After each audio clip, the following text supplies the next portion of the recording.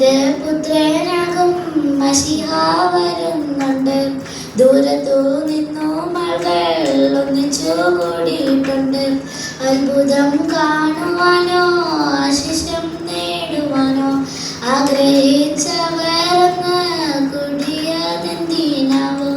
12 വർഷമായി രക്തസ്രാവമുള്ളോരാ സോദരിയും വരുന്നു, കേട്ടിരിക്കാമോവളും.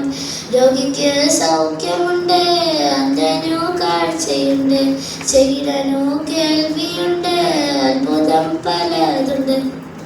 വൈദ്യന്മാർ പലരെയും മാറി മാറി കണ്ടവൾ സമ്പത്തു മുഴുവനും നഷ്ടമാക്കിയിരുന്നു.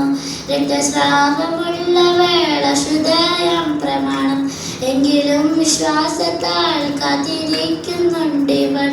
പുരുഷാരത്തെ കണ്ടു ഭയന്നു മാറിയില്ലവൾ. തമ്പുരാനെ തൊടുവാൻ വെമ്പലോടുകൂടി വന്നു. അശുദ്ധയാണീ സദു, സ്പർശിക്ക വേണ്ട എന്നെ. വസ്ത്രത്തിൻ തൊങ്ങലൊന്ന് തൊട്ടാൽ ഞാൻ സുഖമാകും.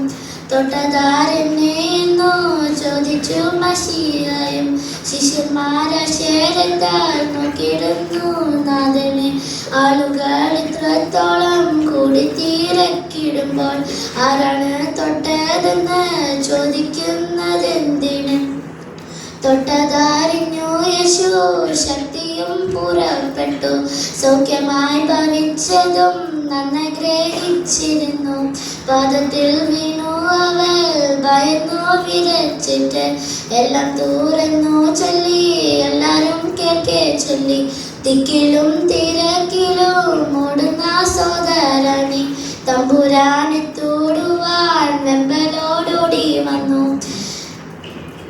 സംശയം വേണ്ടാത്തല്ലും വിശ്വാസത്താൽ തൊടുക. സർവശക്തനാണവൻ, സർവം ശുഭം